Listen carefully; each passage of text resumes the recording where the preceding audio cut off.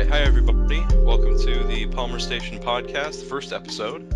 And my name is Ian, and with me I have... Wait, what do you what do you want to go by on the show? It's me, Mike. Mike? Yeah. Oh, damn it. Why? I'm gonna have to change how I call you. No, it'll be tough. Yeah.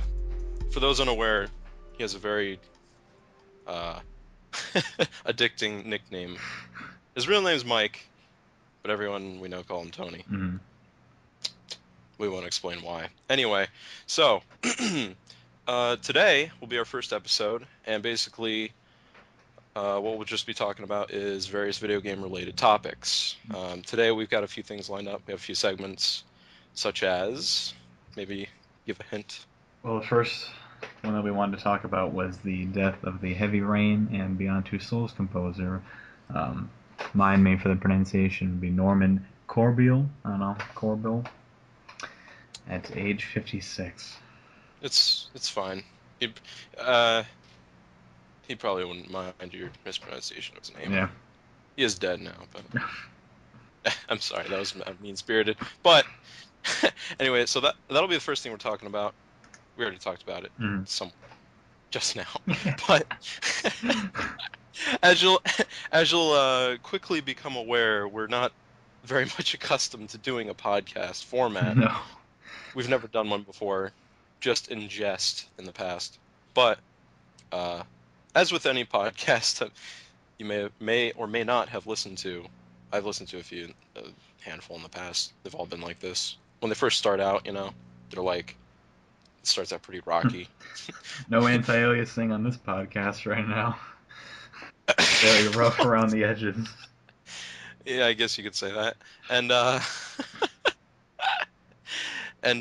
yeah. But I mean, as it'll go on, we'll get more comfortable with the format, and we'll find our way.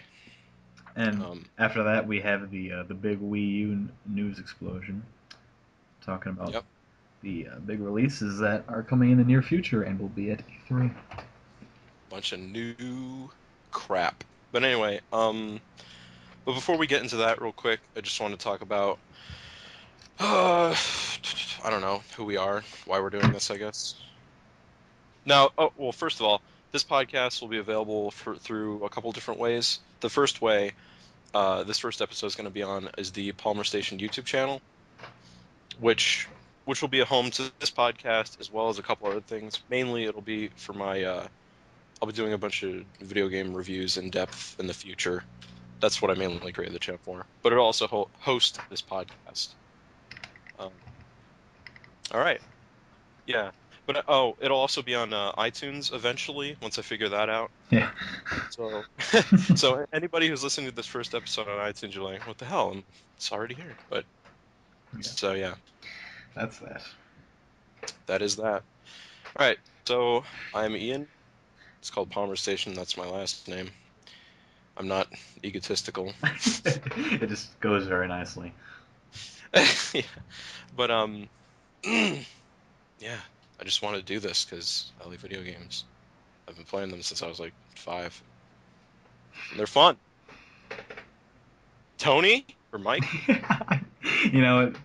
Forget the mics. I mean, you might as well just go with Tony. There's no way we're backing out of that. Tony. All right, Tony. Sorry, I'm never quitting that. Yeah. Maybe at my funeral. Yeah, I mean, I'm in the same boat as him. Really like games. I really don't like the ignorance that is filled in the internet. I mean, that's a whole other story. But granted, we all have different opinions about things. But generally speaking, we're a much more realistic, kind of like the common consensus viewpoint. So yeah, that's what I'm going for. We're not blinded by ignorance. That's somewhat of a okay. I was gonna say something. I didn't.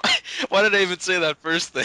That's a very hoity-toity motherfucker. Yeah, we're the best of the best. Yeah, we're the cream of the crop. We're veterans in the video game industry. We know what we're talking about. But yeah, hopefully we share a common opinion with you people. and you people. You people. Are you already belittling the audience? All right, you guys, folks. All right. Yeah, that's well. Yes, it is. Okay. We're being sincere. We're being as sincere as we can be. We're being ourselves. This is just what we think of gaming and certain news that'll come up, topics. We'll have special crap. I don't know. We're really selling this show. Yeah, really. Someone's like, I'm already out by now. Yeah. See ya. Yeah, but seriously, let's dive into Let's it. do this. Right. Okay. First thing we already lightly talked about was the death of Naman Jaden. No, the music composer from David Cage's his studio's games. His music composer did all the soundtrack, the OST for Heavy Rain. Was working on Beyond Two Souls at the time when he passed away, unfortunately. So, again, how do you think this will impact? Well, I don't know, the gaming world in general, the game itself. How do you think they'll move on?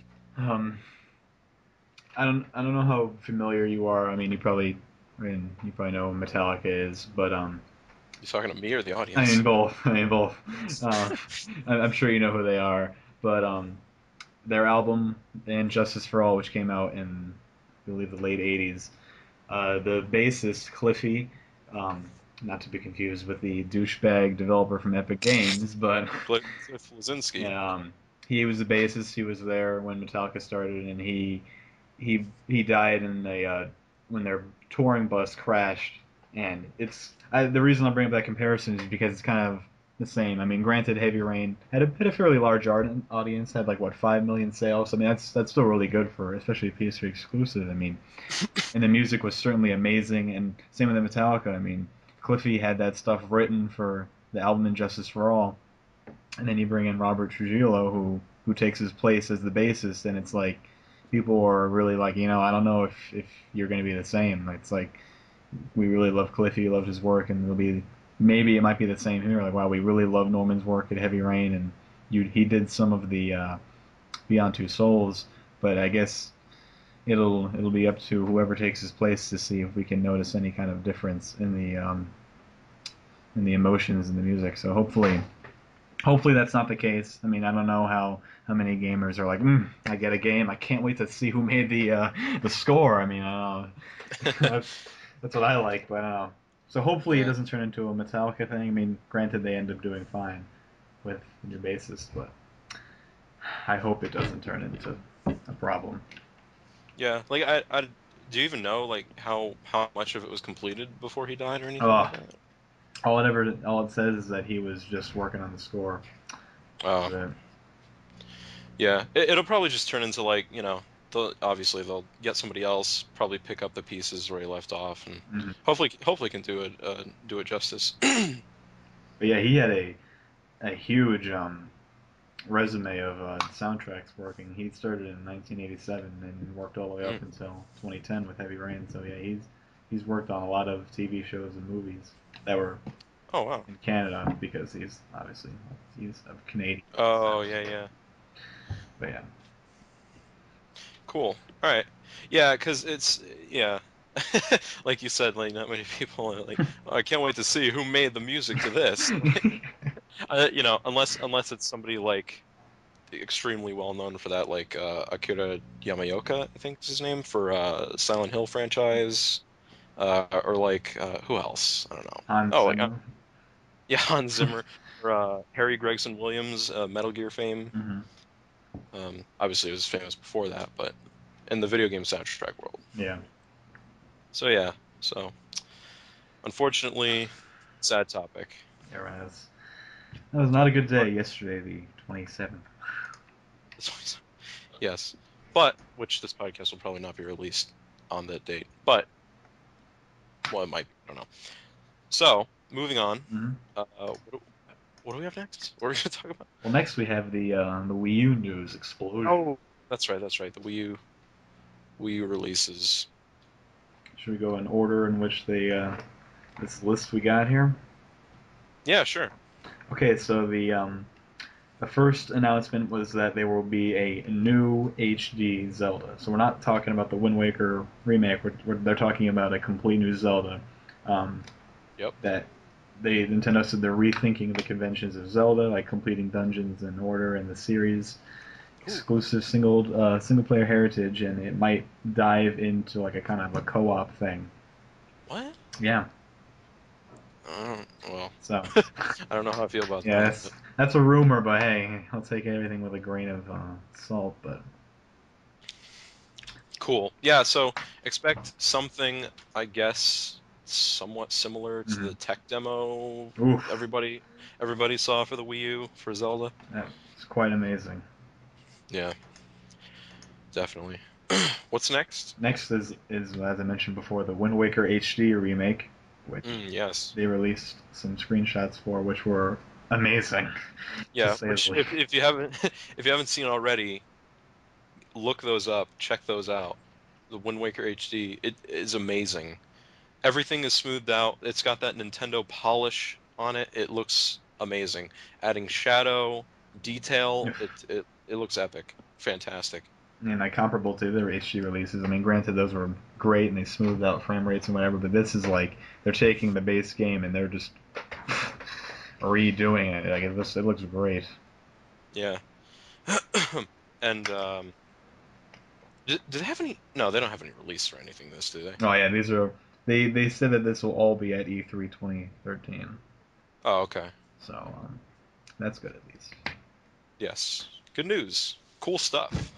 What else is there? Wasn't there something else? Oh, there's a lot left. Oh, So Smash Bros. For the Wii U and oh, 3DS will also be announced at E3, and yeah. I think they said for the 3DS version there'll be a playable one. I'll have to Oh, look more into that, but they said they're gonna have videos or demos going of both of them, so they won't be like, oh hey, we're getting a Wii U one, but this we're gonna show you the 3DS. It'll be like, no, we're gonna show you both. So that's good. that'll certainly be very good. I was thinking about that. I think like last night or something. I was I don't know why. On my way home from work or something, I was thinking about Smash Bros on the 3DS, and I was like, "Oh, that's gonna be really interesting to see because Yes. there's never been, obviously up till this point, a portable Smash Brothers. So I like to see how they do that and incorporate, I don't know, the portableness of it. They're probably gonna implement the 3D element, Oh obviously, yeah. to a degree. But I don't know. That's really cool actually when you think about it, because like obviously everybody's 3DS, you can connect to Wi-Fi and whatnot. You could be anywhere, play multiplayer all over the world. Good stuff. Uh, That'll be pretty awesome to see. Yeah, I wonder if they're gonna do it the way Sony did the All Stars thing with the whole cross-play, and like you Oh, can play on the Vita and you can play people who are on the PS3. So it's like, oh, I can play people on PS3, but I got my Vita right here. yeah, yeah. That'd be cool to see if they do something like that. But also, do you think is it confirmed from what you can tell, or do you think they're going to be like two different versions?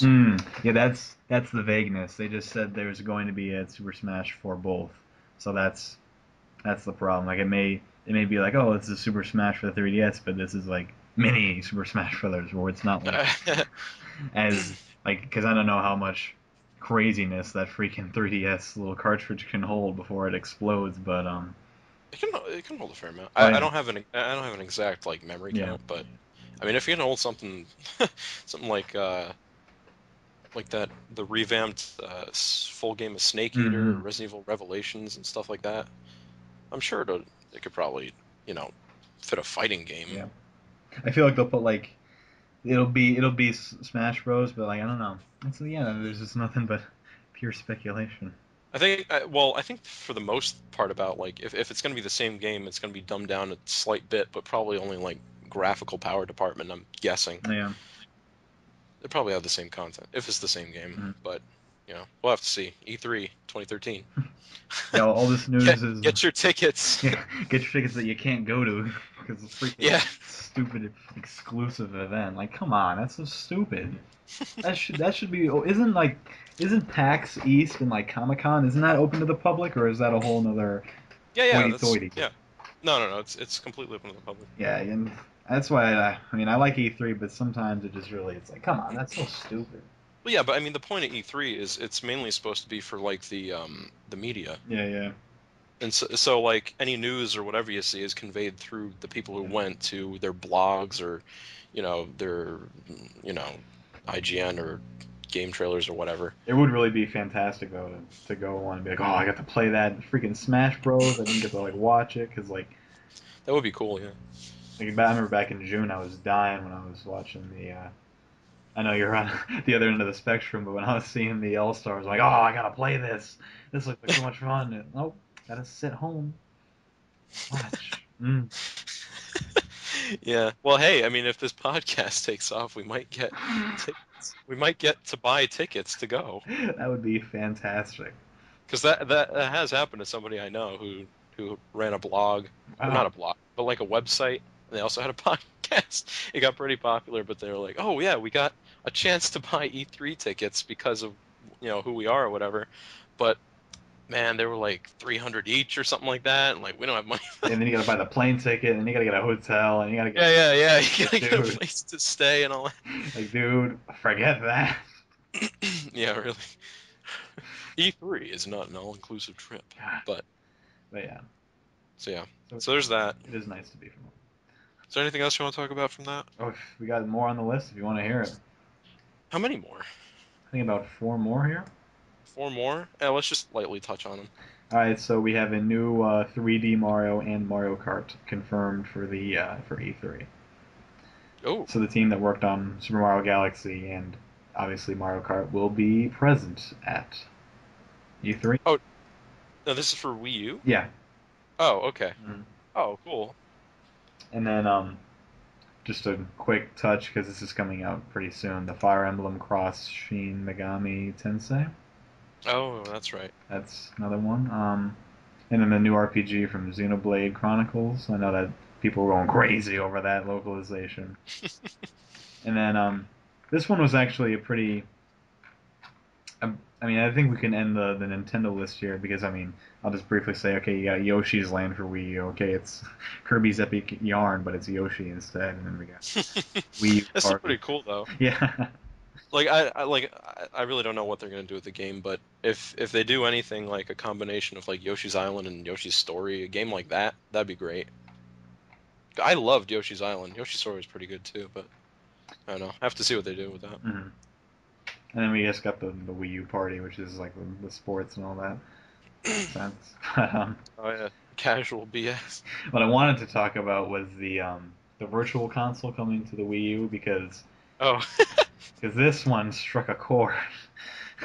Because I never actually got to use the virtual console when I owned a Wii because I just bought like some like $5 game whatever, but it's like I know that they have a Wii mode on the Wii U where you can use the Wii, but it's like it's very strange how they're handling all like the digital transfer, like the transferring. And so apparently, when you actually use the Wii U Virtual Console, which means like you could play your Super Mario like on the Wii U pad instead of having to like put it in a screen within a screen on your TV. You have to pay to unlock games that you already bought. So Yeah. So for like say you bought like we'll say Super Mario 64, you got to pay a dollar to unlock that, even though you paid. But that kind of adds up. What if you have what if some people have like a good backlot of like 100 games? You got to pay $100 to get all those back on your Wii U. Come on. Yeah, you'd have to start picking and choosing, killing some babies, as it were. So which ones you want to transfer? And personally, I thought it was BS. Of course, IGN made an article, and this lady on here who was a massive Nintendo fanboy, her name's Audrey, and I can't stand her, but she's like, it's not a problem, Nintendo. You're not entitled to those games. It's like, wait a minute, we're not entitled to them. We bought them. Oh no, you just bought the license. It's like, no, lady, you bought the game, okay? I don't want to have to pay again to use it. So it's. Yeah, I don't understand what kind of bullshit that is. Like why even do that? Like, is it really that much of a hindrance on the Nintendo's business if like, oh, we got some games that got purchased, oh, now we have to use processing power on our servers to transfer them to another system they own. Like, what? I don't I don't understand what the problem is. And it's just like, oh, you can already play it in Wii mode. It's like, yeah, well, you buy a Wii U. You don't want to use that. You can't even, yeah, that's the problem. You can't even use the new Wii U modes, because I know they're making new Wii U modes, and you can't use that new Wii U Pro controller. You can't use the gamepad. You gotta use the old Wii stuff. And you can't, if you don't pay $1 to unlock it. Like, you have to use it in Wii mode with all your old stuff. So it's like, come on, I bought this new console for $350. I bought this controller for $50. I bought all these games, and now you're making me pay for the games I already own. Like, come on. Yeah, that's Yeah. yeah, that sucks. I don't understand the concept of that. Yeah. So that Like, that I don't see the point. Like, I mean, I don't know. Let's move on. yeah, really. We could be here for the rest of the freaking night yelling at Nintendo. Trying to comprehend what kind of business this is, but But regardless, it's still amazing news, and I still have to pick up a 3DS. And I'm absolutely getting a Wii U now. I mean, I'll have to balance the paycheck for a couple months, but after all that news, I absolutely need a Wii U and 3DS. good. All right. Now, moving on. What do we have next? Well, we had Norman, and then we had Wii Nintendo news. Um, Yes, we did. did you have anything else you wanted to add? Like, Did I have anything else I wanted to add? Well, Tony, I thought we discussed this before the show. my fantastic short-term memory. Well, apparently me as well, because this is like, I don't know what, the third time I asked, like, all right, what's next? I can't remember what we're doing. Right, like, I knew I was gonna write this down. um, Well, it'll be too late, but I'm gonna have to write all this down anyway at the end for the show notes. but um, should we leave this raw and not like cut out any of this BS? Well, yeah, that's obviously Good. we're human, you know. Yeah, we really should have wrote this down. Shit. Yeah, I was going to, but hey, like I said, it's first episode. We're rocky. We're getting this smoothed out in further episodes. So please Uh, stick around. yes, please. We have milk and cookies. No, that was a bit too sensual for what I was talking about. But what else? Oh, real quick, before we get to our final segment, which we'll introduce in a second. Real quick, I'm not saving this for next week, Tony. We need something else. All right. Okay. I was gonna save this topic for next episode. But you're just dying right now, aren't you? But I came up with it right before we started recording, and I want to talk about it now. Okay. Okay. The topic of strategy guides and strategy guides and why they're now pointless. Obsolete. Why companies should stop making them. They're obsolete. Yeah. I mean, not a strategy guide in general, but I mean like a printed book guide that companies make. Had they get a guy sit down, write them, print it out, send it out for like what is it like $15, $17 or something? Like what, like Brady Games or? Yeah, like Brady Gates, Prima, however you say it, guides, Nintendo official guide. And is this excluding things like I know for the Nino Kuni collector's edition, they have like this wizard book that has like all the spells that are in the game, and you don't have to use the in-game like wizard book. Like you can just whip that massive textbook out and start flipping through. Like, are you including those? No, You're no. talking about like the commercialized like. Yeah. Okay. Just I mean like the ones where it's like, oh hey, having trouble with this game? Here's our Brady Games official guide, Oh, okay. unofficial. It's got like we got all the maps, all the tips, secrets, tricks, how to unlock this, whatever. You know. I'm just saying those they should stop making those because they're obsolete. Reasons why? Because in the current day and age, with how easily accessible the internet is these days, how many different sites there are out there, how many people there are out there who are completely insane when it comes to video games. They can bust out like a FAQ walkthrough in like a week. Yeah. That is like on par with the same quality of like official or unofficial printed guides you can buy, or even better, most cases I find. Yeah, because then when they include if they include images that have like Photoshop, like hey look here, like we're gonna circle what you need to pick up, or we got a YouTube video that'll show you what to do. It's like you can't beat that, and Yeah. reading it in a strategy guide. Yeah. It's easily accessible and it's updatable as well. Yeah. Because like, like for the printed release of these books, first of all, you're paying, a ridiculous Like price. $24, right? Sometimes, yeah. Sometimes that high. Well, like, you could go to like GameFAQs or whatever, or, other sites like if you like buy their subscription or whatever it is, it's like cheap, like for a whole year. Mm. They have like exclusive guides that people write for them and whatever. That with the amount of guides you're getting, it's like still a hell of a lot less than how much you're paying for one book for one game. Yeah. So, but again, like I said, like these are also updatable. Like how many times, like if you've been to GameFAQs or whatever, which I'm sure most people are who've listened to this at least once. Mm-hmm. If you ever look at a walkthrough of FAQ on that site, like you'll see 9 times out of 10, whichever fact you're looking at, it'll always like say, oh, this is update point whatever. Yeah, yeah. You'll see like the list of updates. Oh, there's a secret here, and talk about this. I don't know. Like, oh, we added the DLC for that section. Yeah, exactly. It's so much better. Obviously, if everybody likes free stuff. And it's a waste of paper too. I mean, Yeah, come really, on.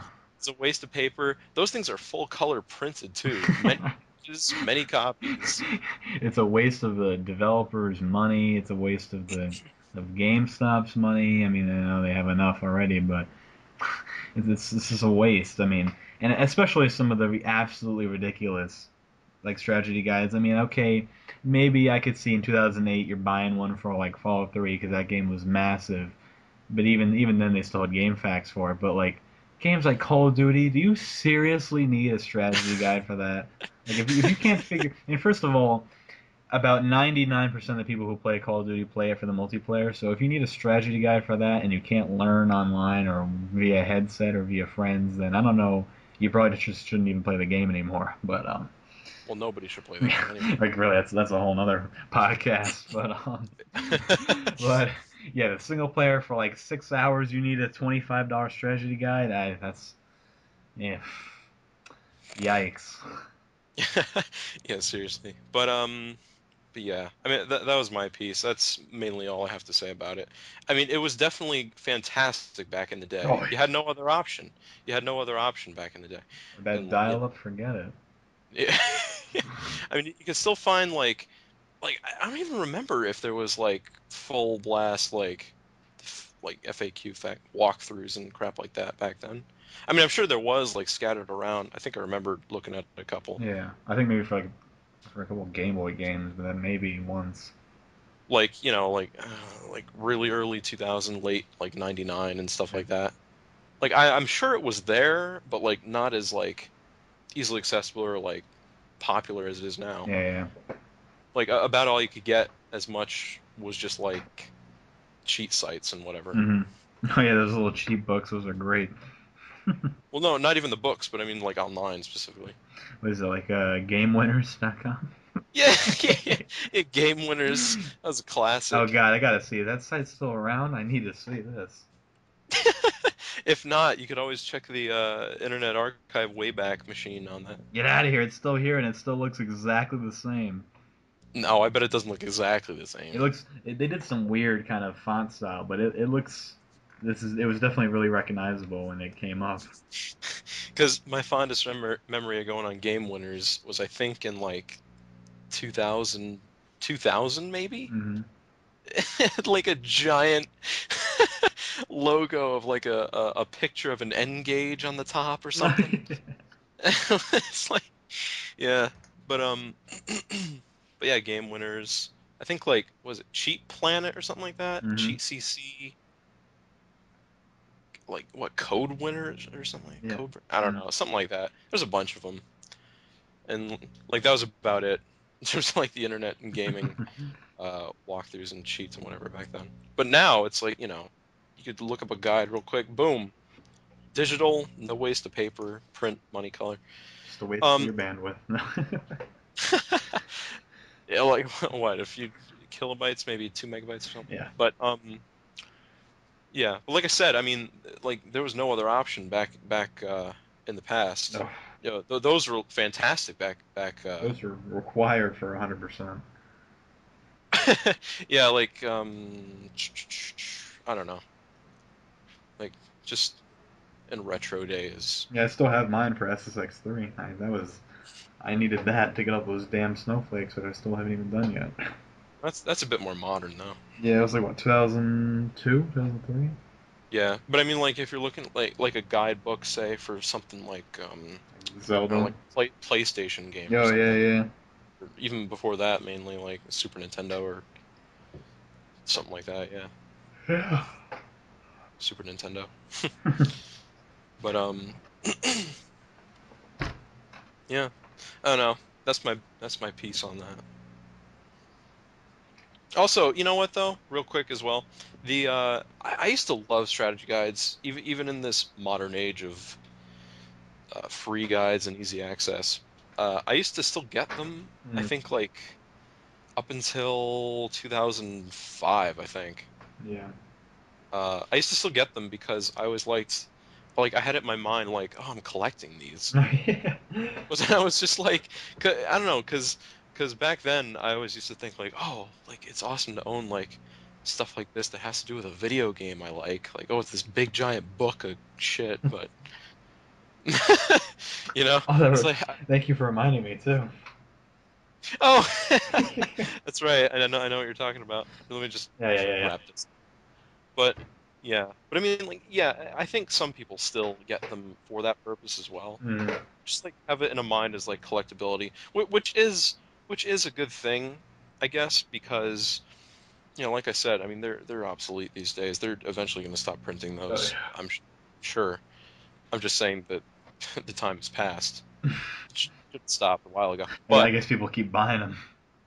yeah, but I mean yeah, but I mean if you do have that mind for collecting things like that, go for it, keep doing it, because like I said, eventually they are going to stop printing those at some point, and then they're just probably going to become a collector's item. Because I mean, right now, if you go on eBay, you're bound to find auctions for like, classic strategy guides for like old PlayStation games and stuff you can't get anymore, like Parasite Eve and you Oof. know, like Resident Evil or something. But uh, or even older than that, like some '86 How to Beat Mario guide for the NES or something.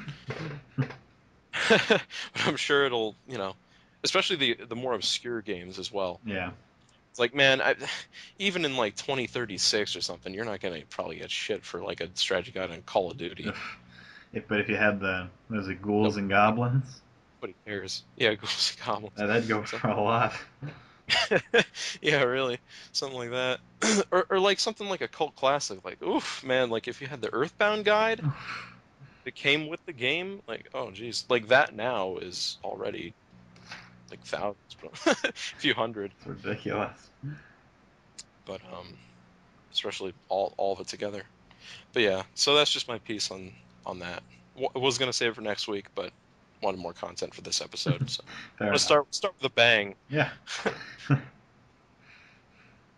right, so you remembered something we were gonna talk about.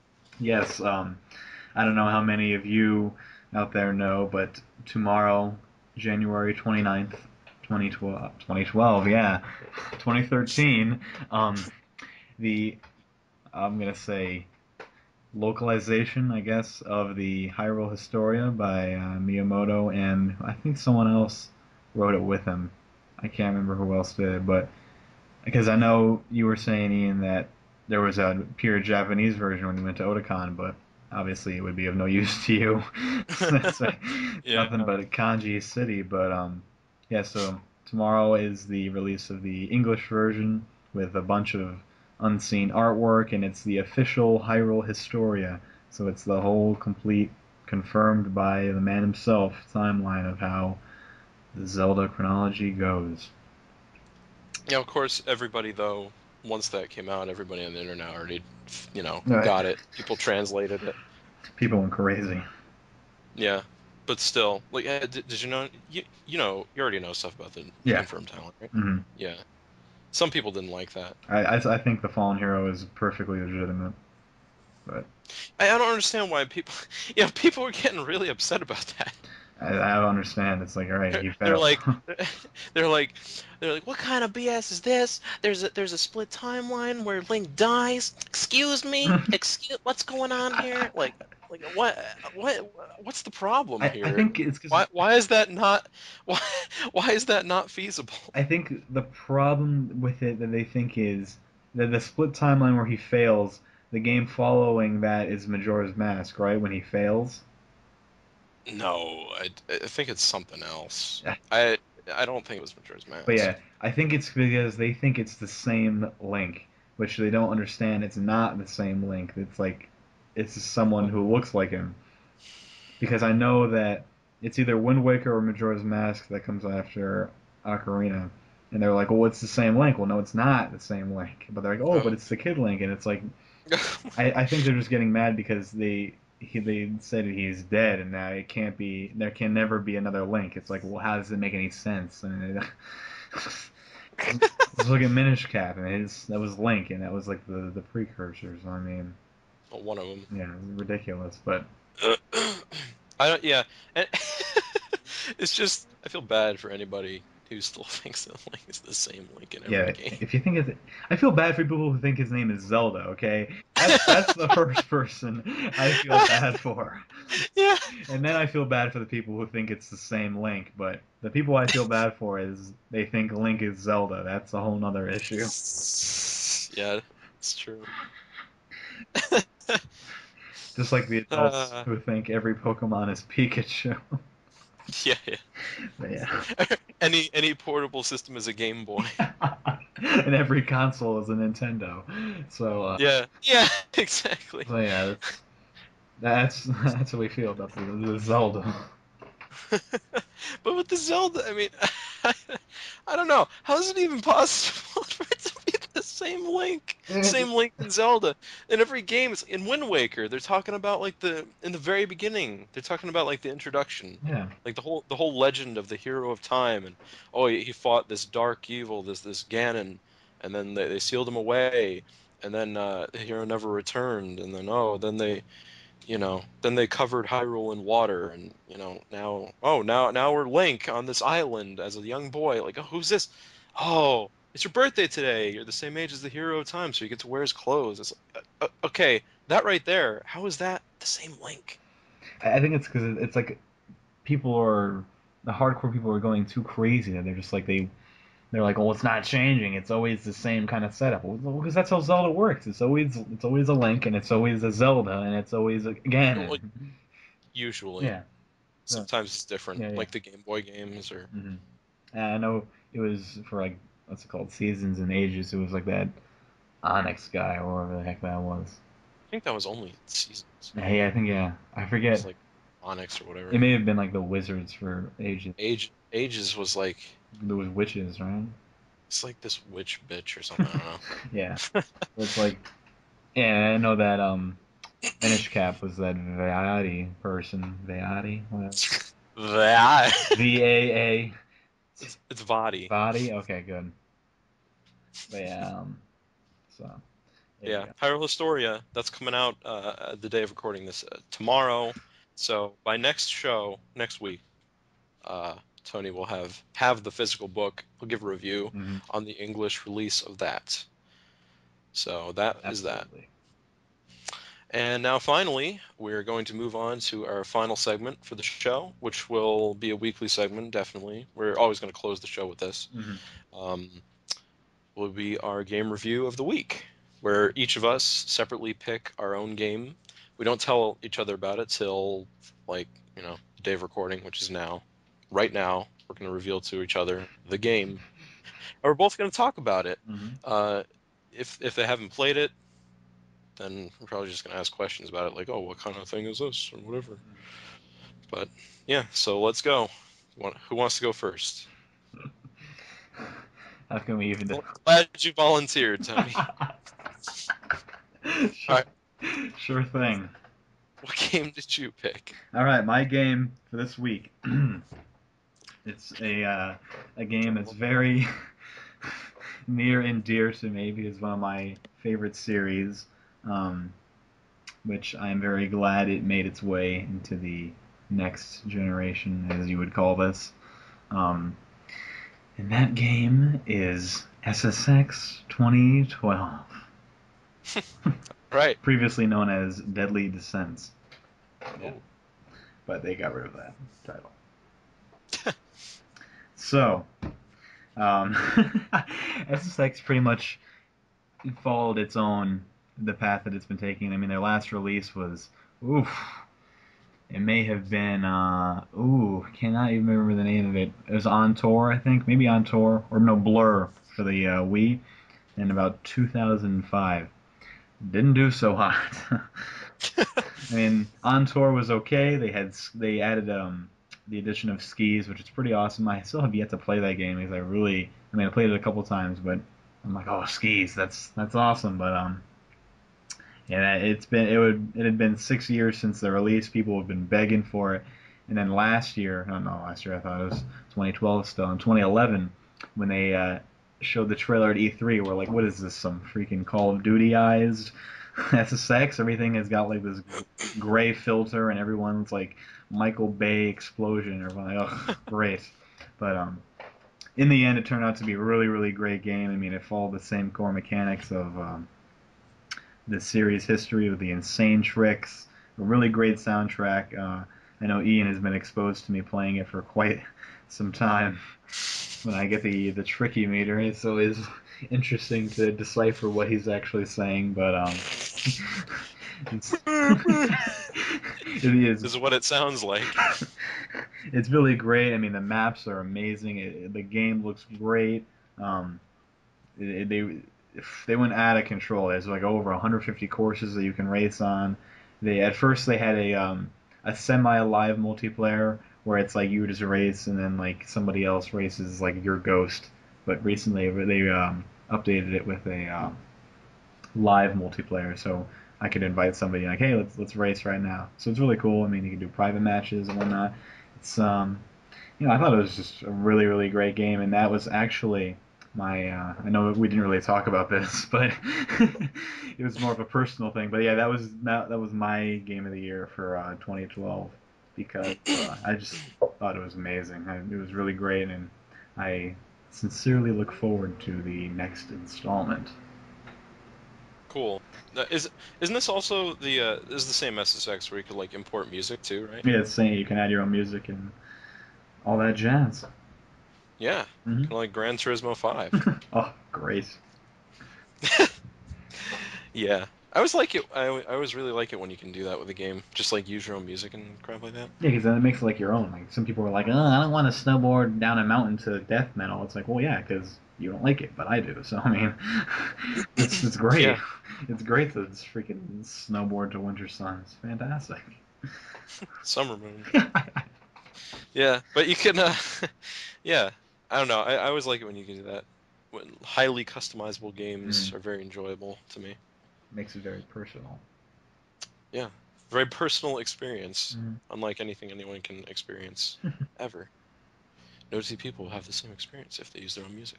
But it's impossible. But anyway, is that all you have to say about Yeah, your game? that's it. I mean, it's just fantastic. Okay. Now I'll move on to my game. A little bit older. Uh, um, when I was deciding on my review this week, I had retro in mind. Mm. Like to start off with, I was like, yeah, I already know. I want to do an older game to start with. Uh, I decided to pick a PlayStation game. Came out in 1999 and made by Crapcom. The game is Dino Crisis, Ooh. the first Dino Crisis for the PlayStation. The second one came out on PlayStation as well. Third one was kind of retarded. Came out on, I think, Xbox exclusive. I played some of that. It was less than stellar. But anyway, but the original Dino Crisis, again, like I said, made by Capcom, they obviously, before the release of this game, were famous for their Resident Evil series. Kind of, I guess, I don't know, paving the way for survival horror and what it would be in the future with any other games that would do it. They kind of set the precedent. Um, so basically, I'm not even sure if it was the same team. Probably some of them came on board for this as well. Mm-hmm. I'm not thinking like the same exact team as the Resident Evil games, but Dino Crisis is basically another Capcom survival horror game, but except kind of like Resident Evil, but instead of fighting like zombies and mutated creatures, it's all like dinosaurs. It's like Jurassic Park, but except survival horror. um, the basic premise is like there's like this doctor dude who was like double agent or something in this company who was doing crap about, I don't know, resurrecting dinosaurs or something like Jurassic Park, pretty much. And you're a part of this like special forces team, and you're supposed to go and find him because he's been missing. No word from him, so you're just go and infiltrate this place to find there's like no one there. There's like blood and crap. Oh no, there's dinosaurs. That's pretty much it. And just the whole atmosphere of the game, it's really awesome. I remember playing it as a kid, like the demo disc and crap like that. I've since got it, obviously owned it myself, and played it. It being on the PlayStation in 1999, there's the style of the game and everything. It's very similar, like the feel and the style and the atmosphere is very similar to the first Metal Gear Solid. Oh, so it's like a top-down view. Sometimes, but it's still got that same kind of feel, like that claustrophobic. I'm in these like dark hallways in this like, you know, huge facility. Going around, you get various different guns and weapons, and it's very much Resident Evil inspired. Definitely, it's got like the same exact kind of uh, inventory setup. Like you could store extra items in a box and crap like that. You get more ammo and health upgrades and stuff like that. Um, it's really cool. I think also I don't know because obviously I don't know. I don't have an official like historical document about this, but this is the oldest game I've ever seen to experience like anything like a quick time event. Oh, really? Yeah, because like there's several points in the game. They don't call it that because it wasn't really a thing back then. But Capcom sure loves it, but yeah, really, especially like Resident Evil 4 and 5 and Lost all that. Planet. Yeah, but but yeah, there's like certain times when there's like a quick time event kind of thing where it's like, oh, here's a scripted scare. Here's a velociraptor jumping out of the ceiling. Press this button, otherwise you're getting clawed to death. Like, all right, action. I think it says. I don't know, but I don't know. It's really cool. It's fun. It's interesting. I like it. The atmosphere is really alluring to the game. Uh, it's not. It's not really scary. I mean, I don't know. Sometimes you might get startled by something jumping out or whatever, Yeah. like a velociraptor, like I said, jumping out of the ceiling and trying to bite you or whatever. But but yeah, you're fighting like velociraptors, a T-Rex sometimes, uh, some like pterodactyls trying to pick you up. Really annoying, but it's really cool. The atmosphere, the gameplay, is very Resident Evil-esque, classic survival horror. So if you're into that kind of thing, I definitely recommend the game. You could get it. I think it's on like PS1 Classics or something on PS3. Yeah, would you recommend people now to play it if they haven't, like myself? Yeah, yeah, definitely. Like, if you don't mind like old survival horror games like the original Resident Evil or Resident Evil 2 or whatever, in that kind of format, tank controls, inventory slots, stuff like that, Mm-hmm. you know, PS1 graphics, stuff like that, If you don't mind that kind of thing, I definitely recommend the game. Or if you're into that kind of thing, That I sounds definitely fun. That's recommend it. that's true. Yeah. It's pretty cool too, because like they have different ammo selections as well, like Ooh, like ballistic ammo, like normal, like like parabellum rounds for my gun, or I also got some trank darts. quite complex for a PS1 game. Yeah, it really was. But but yeah, it's pretty cool. So that's that. That's my review. Your game of the week. Game review of the week. Very nice. All right, and with that, we will now close the show for the week. Our episode is over. Thank you for joining us for the long haul of retardedness and unplanned blabber, but somewhat planned, pseudo planned. It can only get better. So they're gonna say it can only get worse. No. It only gets better. So. It only gets better. The asbestos yet to come. There you go. which is a great song, which we'll be closing it out with now. So enjoy this clip, and we'll see you next week on the Palmerstation Podcast. Hope to see you there. Goodbye.